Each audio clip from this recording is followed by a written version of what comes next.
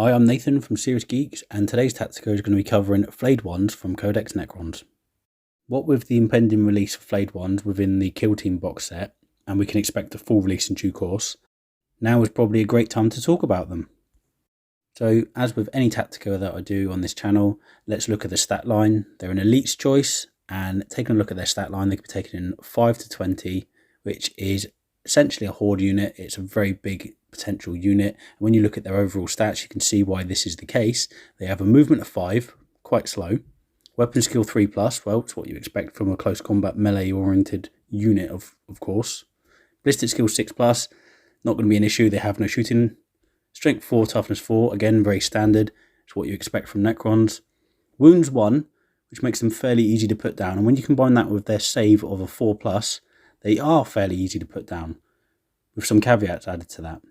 They have 3 attacks, which is actually really high, and a leadership of 10, which is very high and will come into play because there's potential for a large unit that can suffer a lot of casualties in one turn. At the moment, this unit rocks in at 13 points a model, which is fairly competitive for the stat line and their abilities, and it's not too bad. And it also enables you to build quite a large unit for a good wedge of points, but it won't completely break the bank. When you compare it to other Necron forces and units, there's a lot of points that go into infantry squads that make them very expensive. The biggest weakness of this unit is that it's an Elite's choice, because they compete directly in theme to warriors.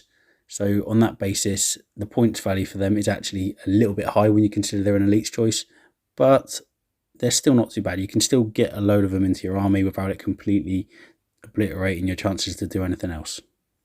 Going off the Tactical at the moment, if you look at the box set, there appears to only be 5 in there. We don't know if they're monopose models. If they are, then we probably won't see as many of these models on the table, because taking 5 is a big no-no. There are times you might want to do it. You might want to take a very small unit because you want to just use them as secondary fodder, just use one of their abilities to put them anywhere on the table you want, score some victory points. However, I think most people won't bother doing that. You can spend points on scarabs that could rush into those positions, and they could do it from turn 1. You're wasting an Elite's choice, which is essentially going to do very little once it's in those positions because it can't shoot. So I think that is a very niche kind of thing. People might take it if they have, say, 65 points left over. They might add 5 Flayed Ones and drop them in turn 3 to score some points. If you've got a bit of target saturation, that's not terrible. But for the most part, you're going to want to take a unit of Flayed Ones for their close combat and assault capacity and the ability to distract the opponent on their side of the table in their deployment zone. As such, I recommend taking this unit above 10 strong, which of course makes you a little bit vulnerable to blast, but then you're going to want that because your warriors are coming in big blobs, and if your warriors are in big blobs, they're going to get nuked by blast weapons anyway, so it's better the Flayed Ones do than the warriors, because the warriors are going to be the ones scoring your objectives, and they're going to be putting Gauss fire down the table in support, so it's a great bit of target saturation. For me, my recommendation is between 15 and 20 models, depending on points available, and you have a relatively tough unit that is difficult to remove just by the sheer number of bodies. Remember, you've got reanimation protocols with it, and yeah, that's actually a good amount of models to put a bit of damage on the opponent in close combat as well. Anyway, moving through the data sheet, what weapons do they have? They have Flayer Claws. Melee, as you could probably expect, they are Strength User, which will be Strength 4, and they are -1 AP. With 3 attacks per model, you can get quite a lot of hits on the opponent, hitting on a 3+, and they're all going to be -1 AP. It's not too bad, and it will absolutely shred anything that isn't a Space Marine, and even Space Marines have to be a bit worried if a full squad of these engages them.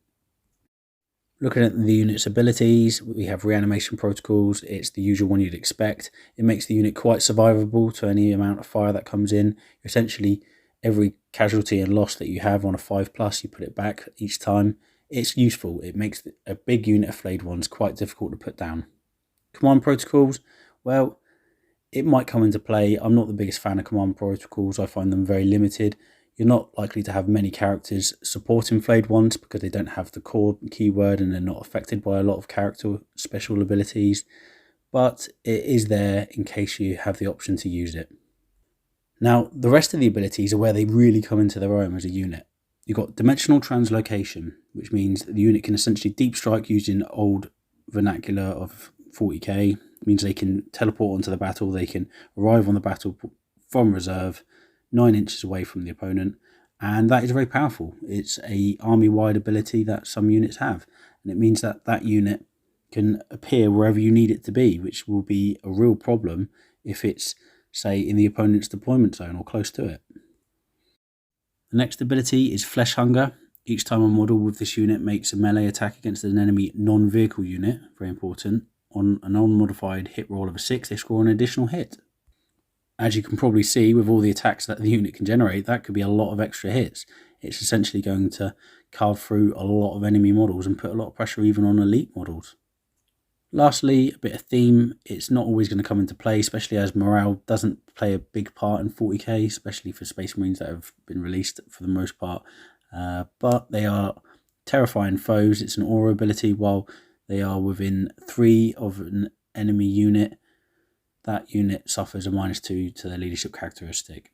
That could be useful. It could be stacked with other abilities and buffs.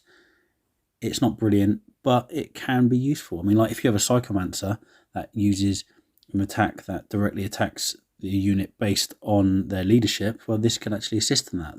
The Deceiver has an attack that does that.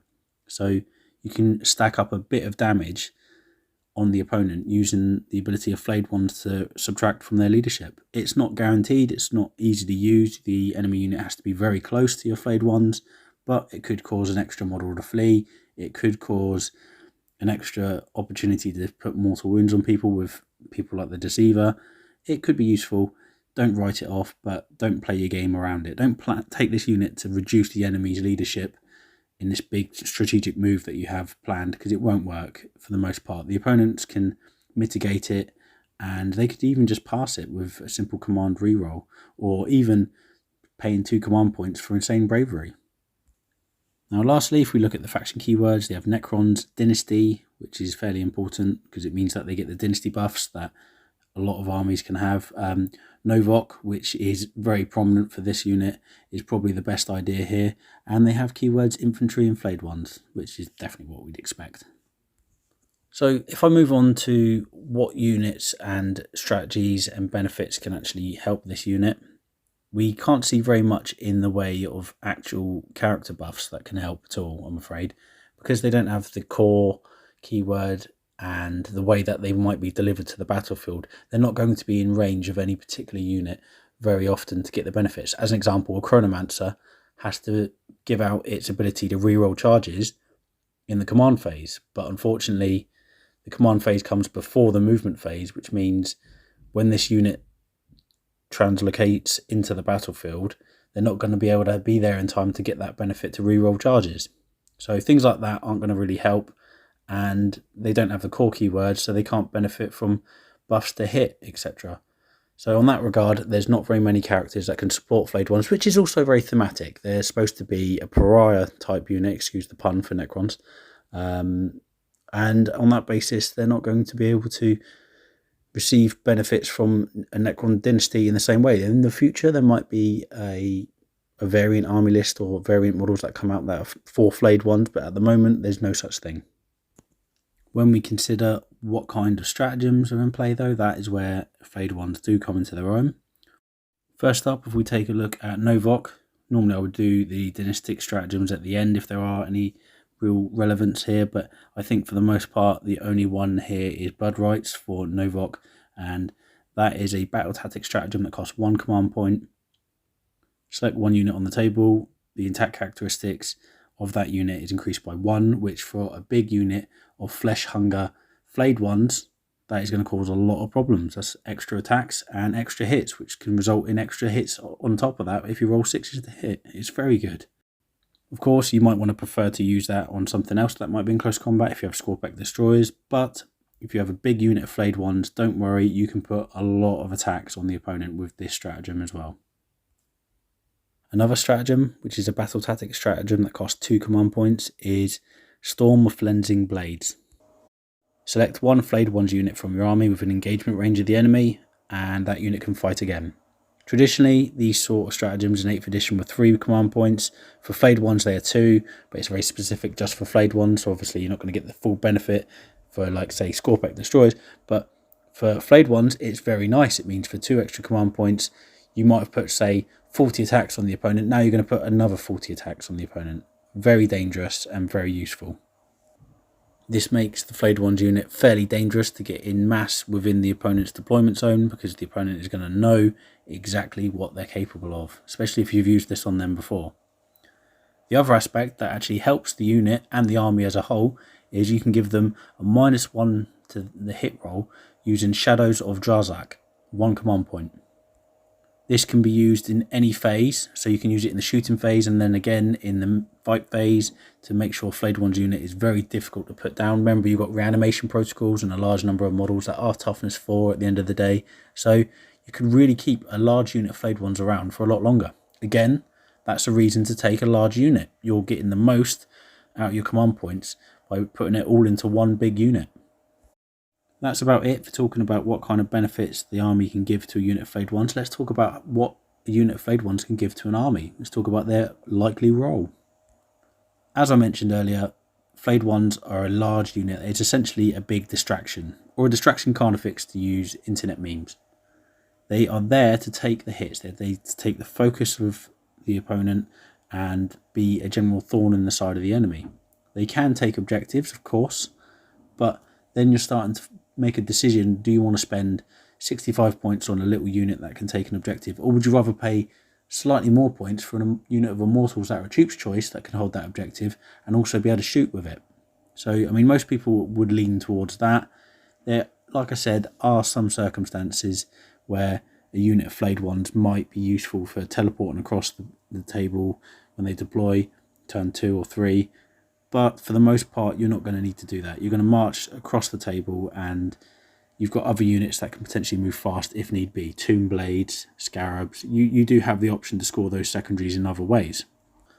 So on that basis, because you want to take the benefit of the really good stratagem support, you want to take the benefit of the fact that they are a large unit to scare the opponent, you should take a large unit, 15 to 20. This way, like I mentioned earlier, any of the stratagem support that you use on the unit, especially if you're Novok, will mean that that unit becomes very tough to remove thanks to Shadow to Drazak, and very offensive thanks to the 2 other stratagems that I mentioned earlier. They're going to be able to put a lot of attacks on any target. This is a great opportunity to talk about my favourite thing, target saturation. Target saturation means that this unit is going to suck in all the fire and therefore keep your warriors and maybe even your Scorpec destroyers on the table as they're advancing up forwards, and you can score your secondary victory points, thus winning you the game because you're scoring points. And if the opponent doesn't focus down your Flayed Ones, you can charge them into the opponent and cause a big problem for them, because they're going to stop units from firing, they're going to kill enemy models, and they're going to generally score their own points from being in the opponent's deployment zone or stop them from scoring on certain objectives. It's a great way to use them. Overall, I quite like Flayed Ones. I don't think they are super broken in any shape or form. I think they are another tool for the Necron army that can be used quite effectively to score points or to stop the opponent scoring points, etc., or for just target saturation. It all depends on your army list. If you've got a lot of warriors that are in Ghost Arcs, then perhaps it's not as big a deal having Flayed Ones. But on the other hand, if you've got a large contingent of infantry marching up the table, Flayed Ones will be very useful for you. Fingers crossed we get a nice multi-part kit when it's fully released and we don't have to worry about monopose models, because I think that would really hurt people's taking of this unit on the table. I know I won't bother taking a full unit of 15 or 20 if they're all monopose models, so we'll have to wait and see. Anyway guys, that's it from me. I hope you've enjoyed this Tactica. Please like and subscribe, always trying to promote the channel, and I'll catch you all soon. Peace out.